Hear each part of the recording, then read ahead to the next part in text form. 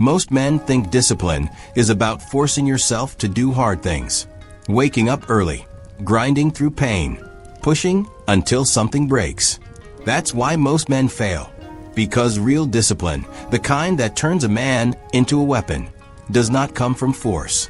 It comes from something far colder, something far more dangerous. It comes from removing escape. Over 400 years ago, one man understood this better than anyone in history. His name was Miyamoto Musashi. He was not the strongest man. He was not the fastest. He was not the most talented. Yet he fought over 60 duels and never lost once. Not because of technique, but because of a rule so brutal, so unforgiving, that once you apply it, there is no way back. This video is not motivation. It is not self-help. It is a disciplined principle that will rebuild how your mind operates. If you are looking for comfort, click away now. If you are looking to become dangerous to mediocrity, stay. Chapter 1. The Man Who Removed His Way Out. Most people misunderstand Miyamoto Musashi because they judge him by outcomes. 60 duels, 0 losses. A legend carved into history. But legends are misleading. They make people think greatness is loud, dramatic, explosive. Musashi was none of that. He was quiet, severe, deliberate, and long before he ever became unstoppable in combat, he made a decision that most men never make in their entire lives. He removed his way out. Musashi was born into a world where death was common and discipline was expected. Japan, at the end of the 16th century, was fractured by war. Samurai were everywhere. Violence was routine. Skill with a sword was not rare. That matters. Because Musashi did not rise in a peaceful world where discipline was optional. He lived in a world where weakness had consequences. And still, even among warriors, he stood apart. At 13 years old, he fought his first duel. Not trained, not refined, not polished, just committed. The man he faced was older, more experienced, better equipped. Musashi killed him. Historians often describe this as raw talent or ferocity. That's comforting. It allows people to believe Musashi was simply born different. But talent does not explain what came next.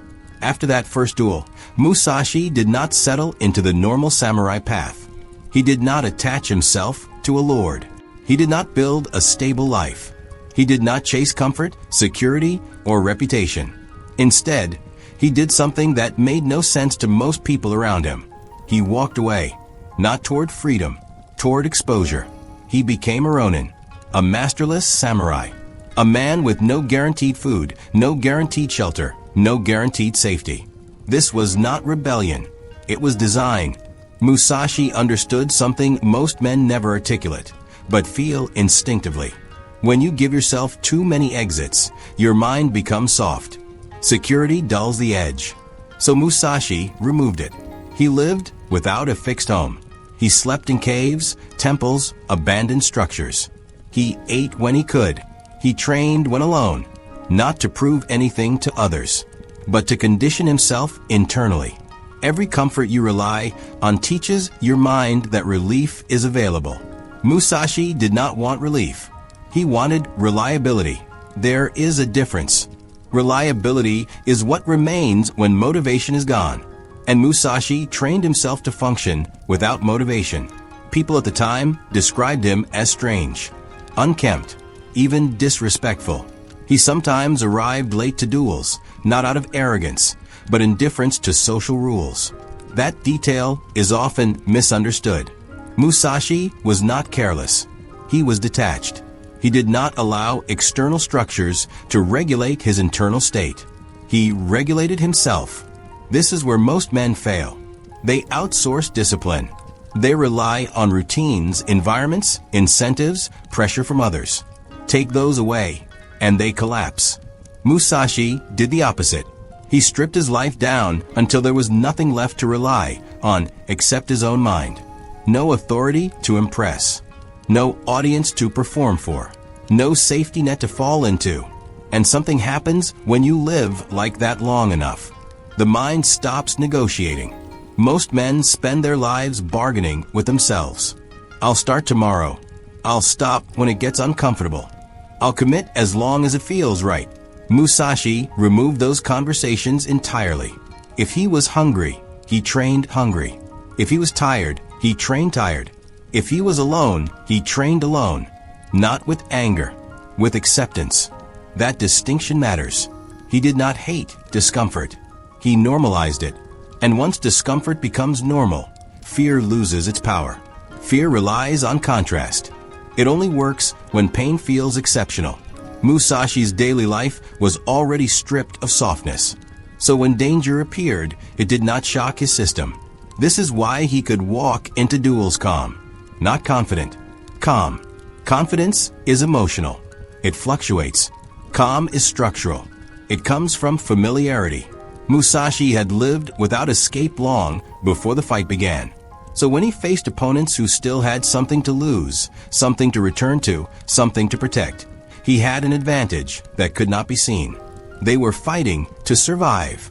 He was already there. This is the part of Musashi's life most people avoid because it is uncomfortable to apply. He did not balance growth with comfort. He chose one, and that choice shaped everything that followed. He was not trying to become legendary. He was trying to become unshakable. There is a subtle but critical difference. Legends chase recognition. Unshakable men chase internal stability. Musashi knew that the moment you allow yourself an easy way out, your mind remembers it. And once the mind knows escape is available, it will always look for it. So he removed it. Not dramatically, not all at once, but decisively. This is not a story about suffering for its own sake. It is a story about clarity. When there is nowhere else to go, attention sharpens. When there is nothing else to do, effort deepens. When there is no escape, commitment becomes natural. Musashi was not born fearless.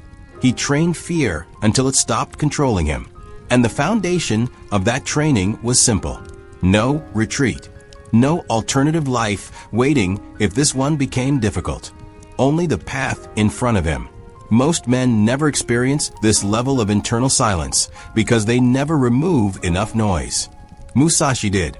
And that is where the discipline began. Not in the sword, but in the decision to close the door behind him. Chapter 2. Discipline without emotion. Most men believe discipline is emotional. They wait to feel ready. They wait to feel motivated. They wait for the internal signal that says, now.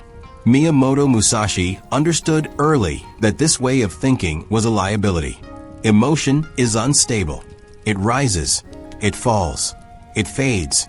If discipline depends on emotion, it collapses the moment discomfort appears. Musashi removed that weakness. He did not train when he felt inspired. He trained because it was time to train. No celebration. No resistance. No internal dialogue. Just action. This is difficult to grasp in a modern world where effort is constantly framed as something that must feel meaningful, fulfilling, or aligned. Musashi lived before those ideas existed. For him, action did not require explanation. It required presence. When he practiced sword work, he did not romanticize it. There was no image of future glory in his mind. No imagined audience. No story about becoming someone greater. There was only repetition, cuts, footwork, balance, breath, again, and again, and again, without drama. This is what made his discipline different. Most men perform discipline. They announce it. They track it. They talk about it. Musashi did not perform.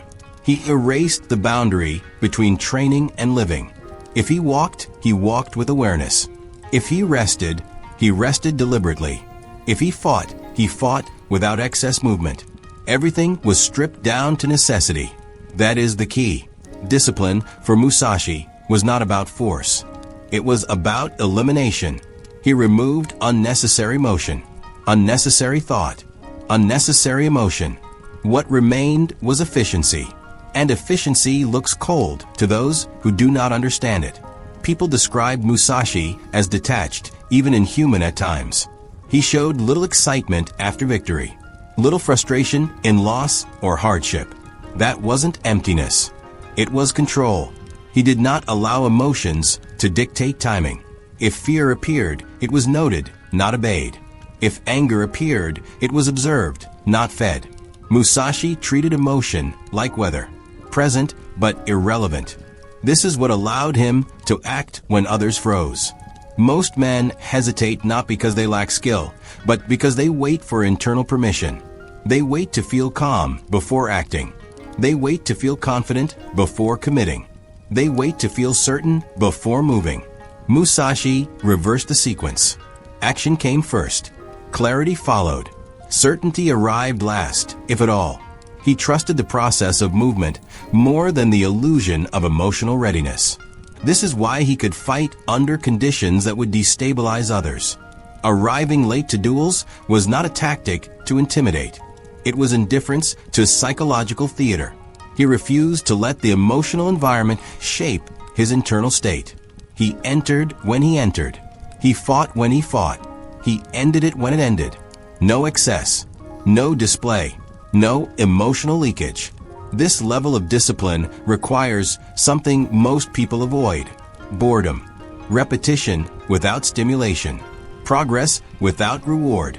Musashi trained in isolation for long periods. No applause, no feedback, no external validation, just the quiet resistance of the body and the mind.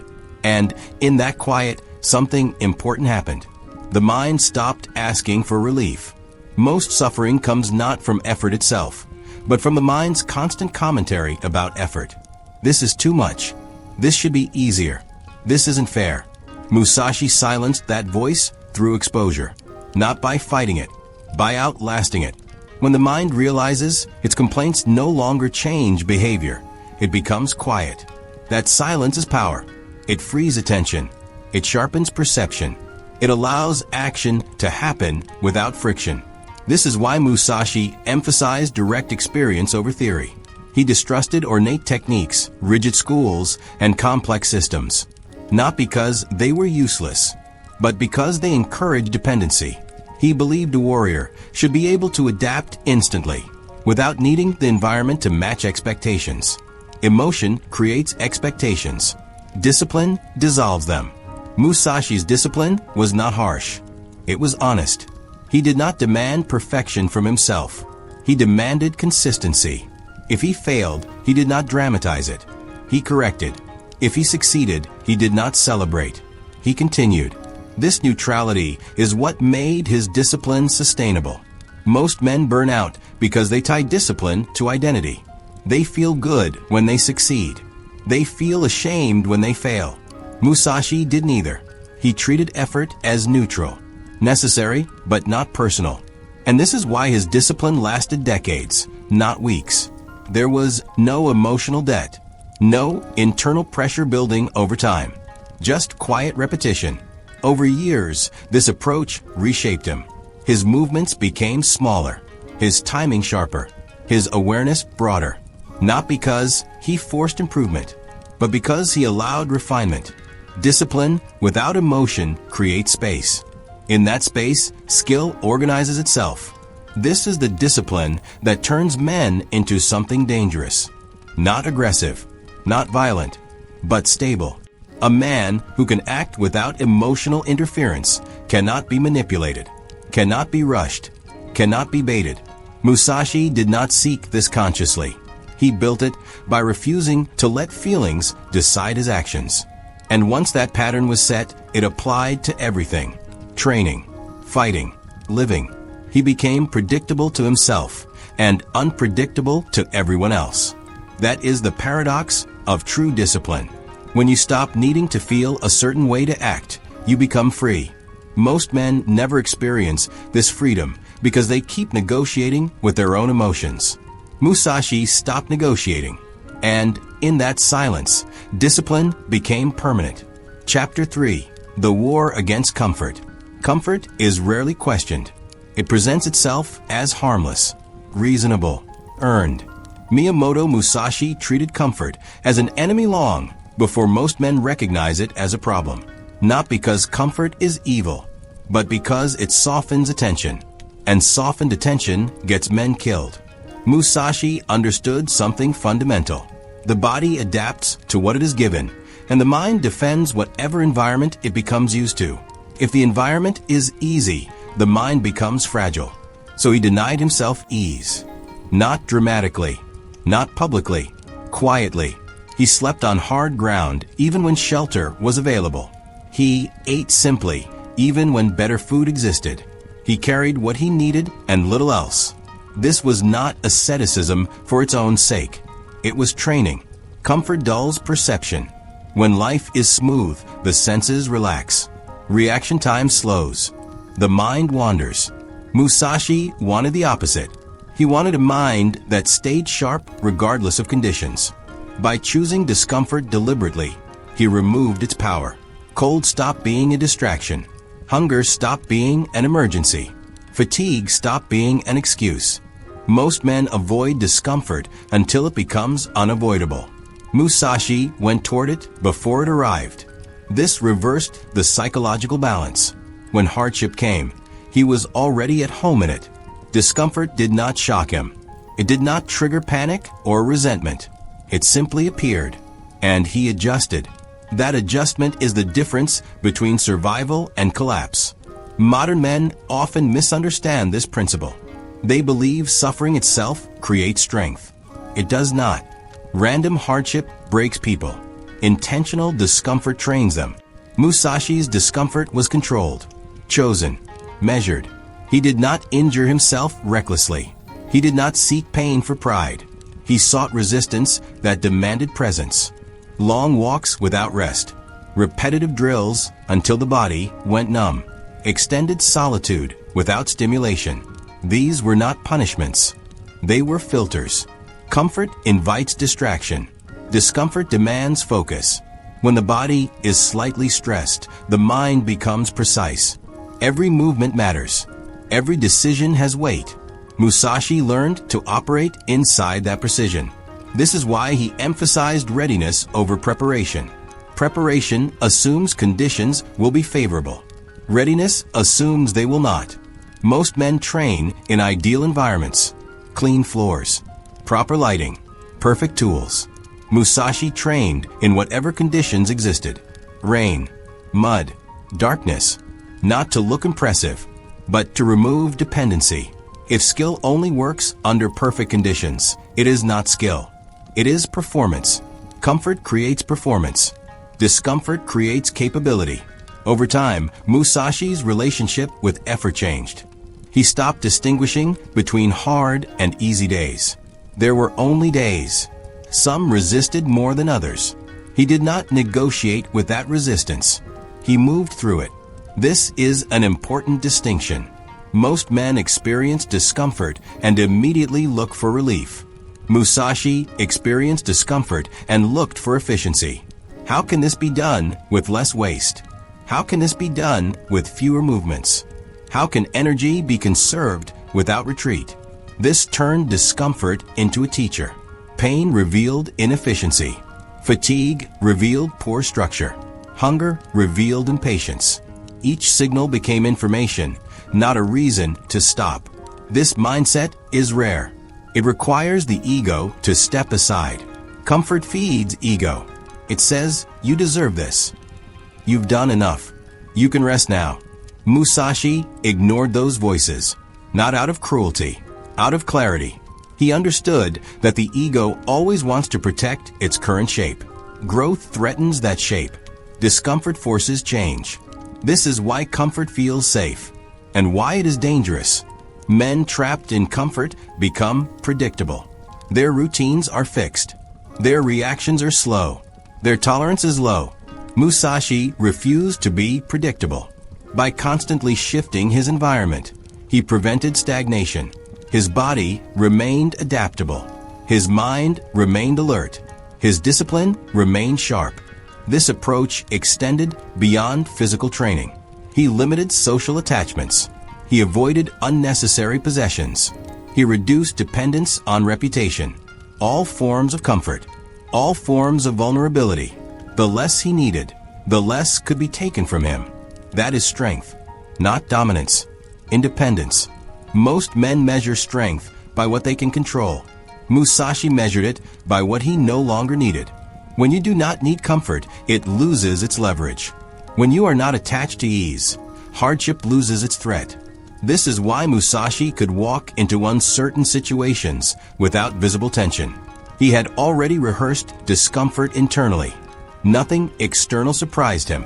This does not mean he was joyless. It means joy was not required for action. Pleasure did not dictate behavior. Neither did pain. Action existed on its own. And that is what made him dangerous.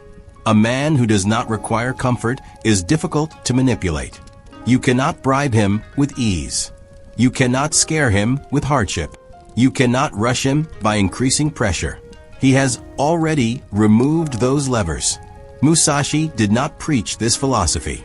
He lived it, quietly, consistently, and over time. It shaped him into something most men never become. Not harder, clearer. Discomfort sharpened him. Comfort would have dulled him, and he chose accordingly. Chapter 4. The Mind That Does Not Hesitate. Hesitation is rarely dramatic. It does not announce itself. It arrives quietly disguised as thought. Miyamoto Musashi understood this earlier than most. He saw hesitation not as caution, but as friction between intention and action. That friction is where failure lives. In combat, hesitation costs seconds. In life, it costs years. Musashi trained his mind to move before doubt could speak. This did not mean recklessness. It meant clarity. Hesitation appears when options compete, when priorities are unclear, when the mind is divided. Musashi eliminated division. He believed that once a decision is made, action must follow immediately, without internal debate. The debate belongs before commitment, not after. Most men reverse this order. They decide quickly, then hesitate endlessly. Musashi did the opposite. He waited until certainty formed.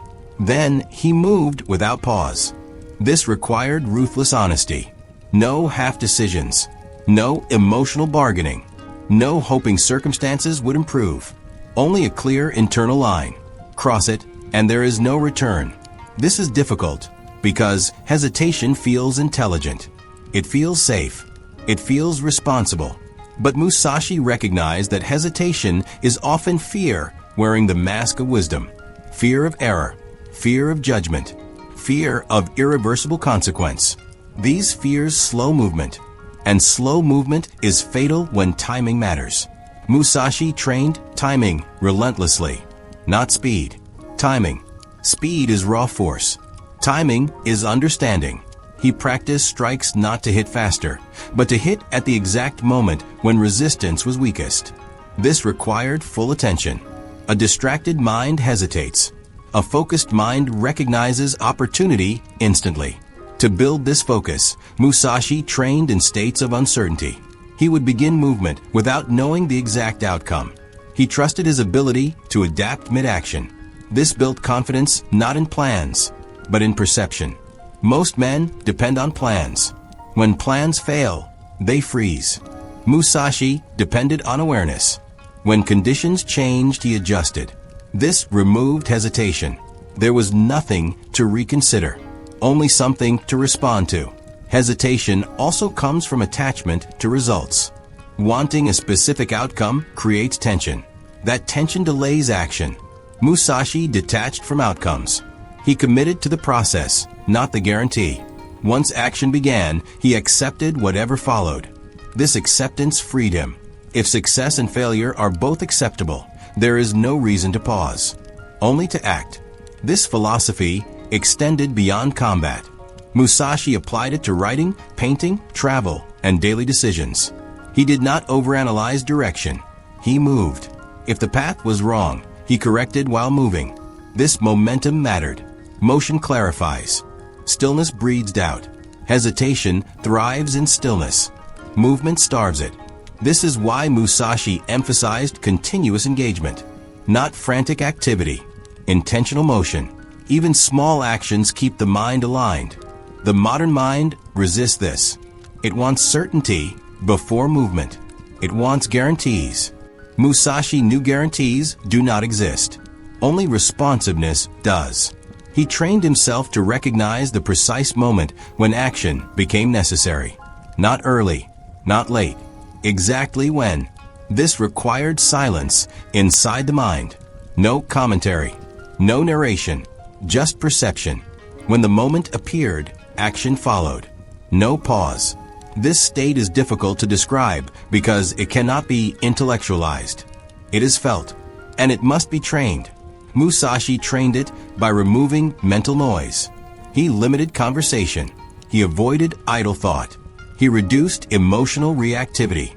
The quieter the mind, the clearer the moment. Hesitation is noise. It interrupts perception.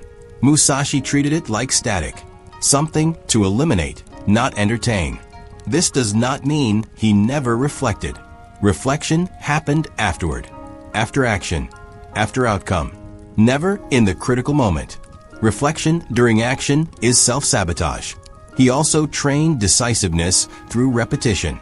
The more often a movement is executed correctly, the less thinking it requires. Eventually, action becomes instinct. Instinct is not unconsciousness. It is integrated intelligence. Body and mind moving as one. This integration removes hesitation. There is no gap between seeing and acting. Musashi achieved this through simplicity. Few techniques, deep mastery. Complex systems create hesitation because they require selection. Simple systems reduce choice. Fewer options, clear responses. This is why Musashi criticized excessive technique collection. Too many tools slow decision-making. He preferred mastery of fundamentals.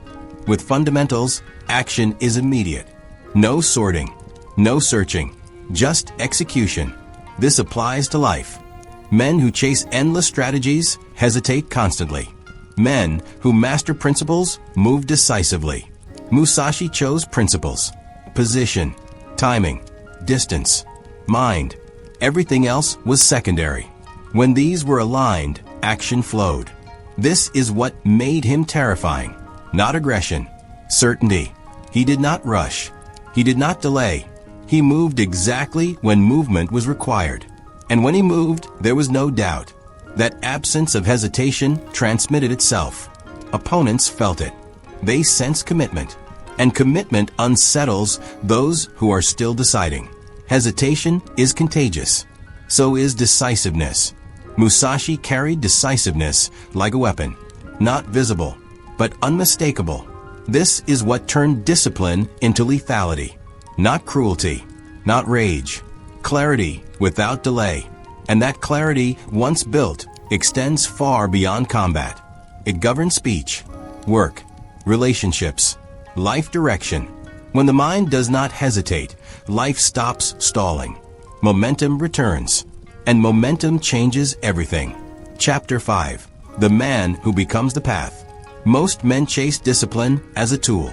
Miyamoto Musashi treated it as an identity. This distinction matters more than any technique. Tools are picked up and put down. Identity remains. Musashi did not wake up and ask whether he felt disciplined. He woke up and acted according to who he had already decided to be. This is the final rule. Discipline is not something you practice. It is something you become. Musashi understood that effort fails when it relies on mood. Mood is unstable. Identity is not.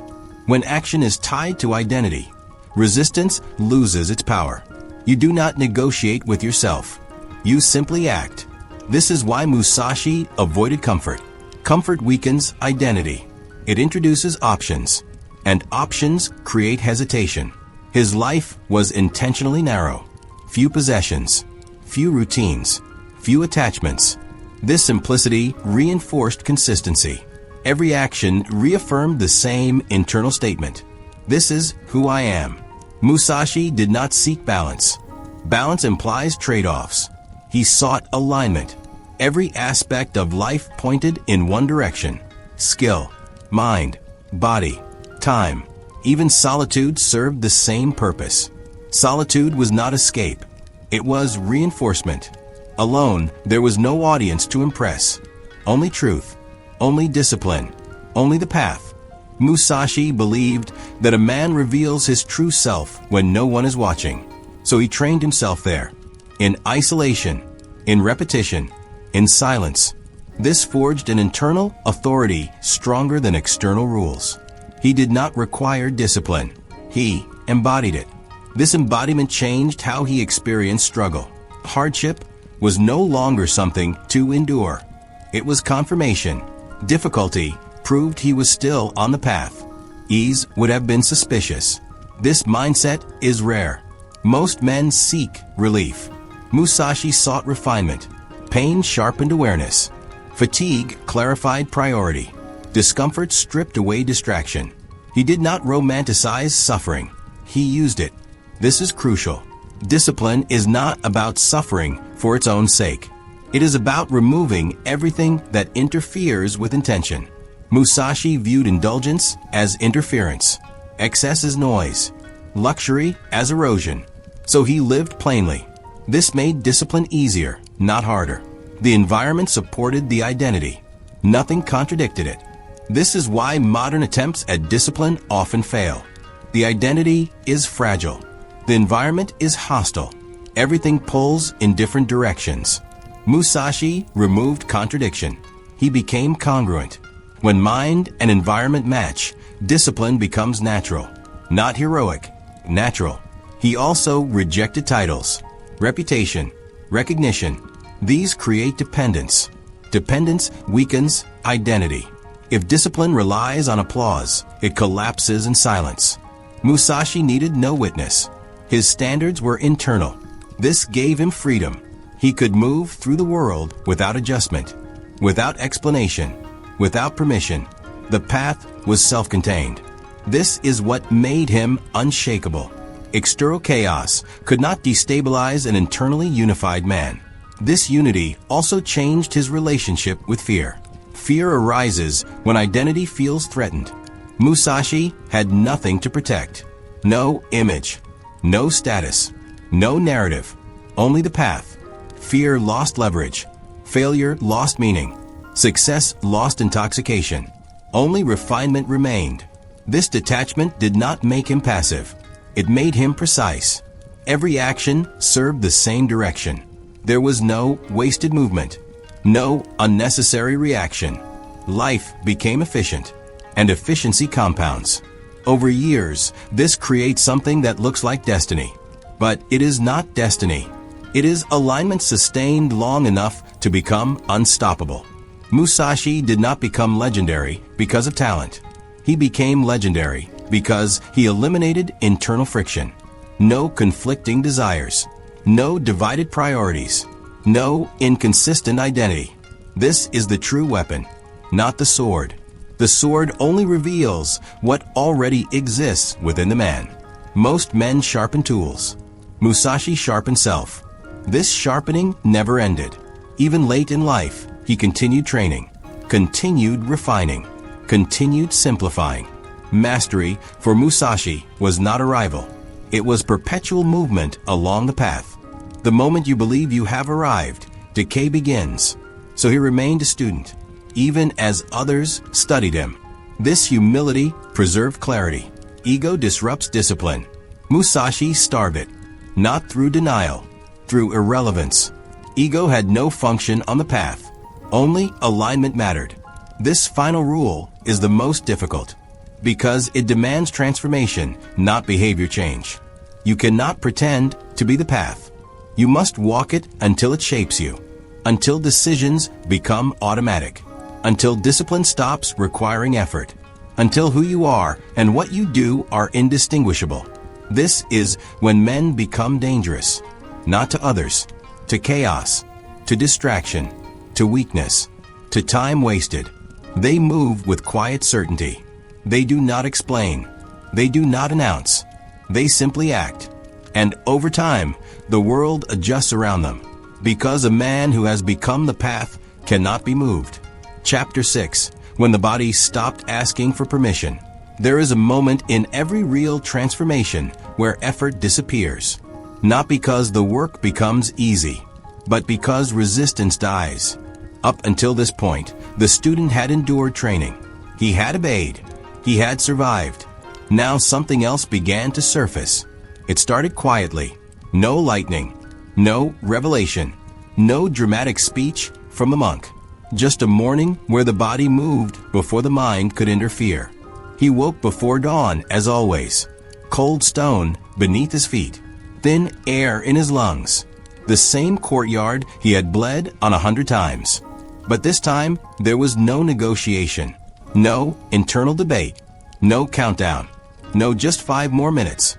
The body stood. The body moved. The body began. This is the stage most people never reach. Because most people are still asking permission from their comfort. They ask their mood. They ask their energy. They ask their motivation. The student no longer did. He trained whether the mind wanted to or not. And that is when the monk finally spoke again. Not loudly, not often, but with words that landed heavier than any strike. You are no longer training the body, the monk said. You are training the reflex beneath thought. The student did not answer. He already understood. Before, discipline was something he applied. Now it was something that happened. The difference is terrifying. When discipline is applied, it can be removed. When it happens automatically, it cannot. This is what the ancient systems were built for. Not improvement. Irreversibility. The monk introduced a new form of training. Not harder. Simpler. One movement. One breath. Repeated until boredom became unbearable. Then repeated more. Hours of the same strike. The same step. The same posture. To an untrained eye, it looked pointless. To a modern mind, inefficient. But that is because modern people worship variation to escape discomfort. The old masters used repetition to destroy the ego. At first, the student's mind screamed, "This is stupid. This is a waste of time. I should be doing more." The monk ignored him. By the 3rd day, frustration turned to fatigue. By the 7th, fatigue turned to emptiness. By the 14th, emptiness turned to clarity. The movement began correcting itself. Not consciously, automatically. The body adjusted angles. The breath synchronized. The stance rooted deeper, without instruction. This is when something dangerous happens. The body becomes honest. It stops lying to you about what you are capable of. The student realized how much energy he had wasted his entire life thinking instead of doing. Thinking about starting. Thinking about optimizing. Thinking about quitting. Now there was only execution. The monk explained it simply. When thought leads, action is late. When action leads, thought becomes silent. This is why true strength feels calm. There is no internal noise. The student's physique changed, but that was secondary. Muscle hardened. Tendons thickened. Posture sharpened. What mattered more was how pain changed. Pain no longer meant stop. Pain became information. Sharp pain meant adjust. Dull pain meant continue. Exhaustion meant pace, not quit. Most people never learn this language. They interpret discomfort as danger, so they retreat. The ancient path teaches you to read the body instead of fearing it. Weeks passed, then months. One day, the monk gave a command without warning. Carry water. Not once. Not for time. Until told otherwise. The student carried buckets from the river to the temple steps. Up. Down. Again. No encouragement. No countdown. Just repetition. The sun rose. Then burned overhead. Then sank. Arms trembled. Hands split. Breathing slowed to something animal. At some point, the mind disappeared completely. There was only weight, movement, breath. This is the state warriors used to enter before battle. Not rage. Not adrenaline. Absence. When the monk finally raised his hand, the student stopped instantly. No collapse. No relief. Just stillness. The monk looked at him carefully. "You could have continued," he said. It wasn't a question. The student nodded. That was new too. Knowing you can continue changes everything. You stop fearing long roads. You stop fearing hard conversations. You stop fearing uncertainty. Because you have proof. not motivation. Proof. The monk gave the final lesson of this stage. Most men are controlled by the body's demand for comfort. You have reversed that relationship. The student understood the danger now. A man like this cannot be negotiated with. Not by hunger, not by fear, not by pressure. This is why disciplined men are rare. They are expensive to create and impossible to control once formed. From this point forward, the training changed again. Not in intensity, in subtlety. The monk began interrupting sessions unexpectedly. Mid-strike, mid-breath. Stop. And the student stopped. Immediately.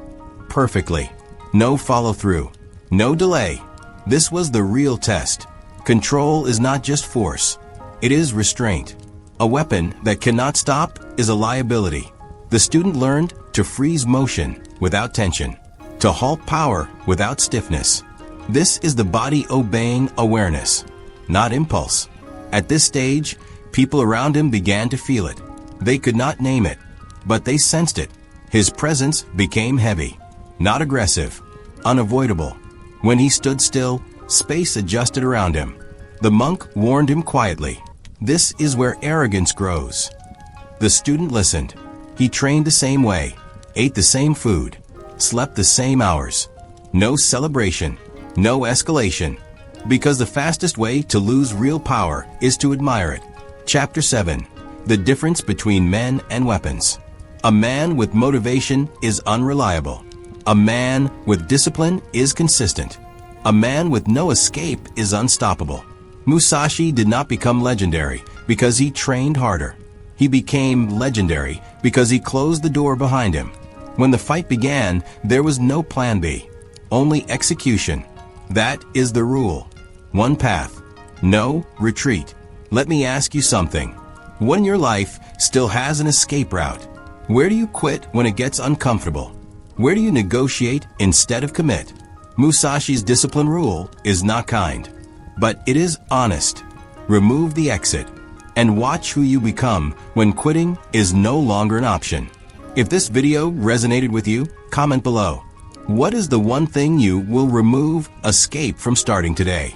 Not your entire life, just one path. If you want more teachings like this, subscribe to the channel. This is not motivation. This is preparation. Walk the path. Close the door. Become dangerous.